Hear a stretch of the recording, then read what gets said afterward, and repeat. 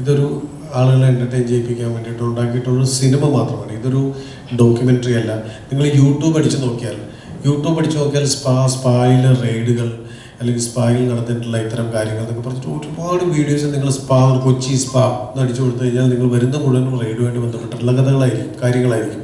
അങ്ങനെ എത്രയോ വാർത്തകൾ യൂട്യൂബിൽ കിടക്കുന്നു, എത്രയോ പ്രാവശ്യം വീഡിയോയിൽ വന്നിരിക്കുന്നു. എല്ലാ മാധ്യമങ്ങളും പലപ്പോഴായിട്ട് വാർത്തകൾ കൊടുത്തിട്ടുള്ള ഒന്നാണ് സ്പായെ സംബന്ധിച്ചിട്ടുള്ള കാര്യങ്ങളെല്ലാം. സ്പായുടെ ഗ്രേ ഷെയ്ഡ്സിനെ മെൻഷൻ ചെയ്തിട്ടുള്ള പല കാര്യങ്ങളും പറഞ്ഞിട്ടുണ്ട്. എൻ്റെ പോസിറ്റീവ്സ് പറഞ്ഞിട്ടില്ലായിരിക്കും, നെഗറ്റീവ്സ് ഇഷ്ടംപോലെ പറഞ്ഞിട്ടുണ്ട്. അപ്പോൾ സിനിമ വന്നു കഴിയുമ്പോൾ ആളുകൾ ചിലപ്പോൾ ഇതിനെ ചിരിക്കുമായിരിക്കും.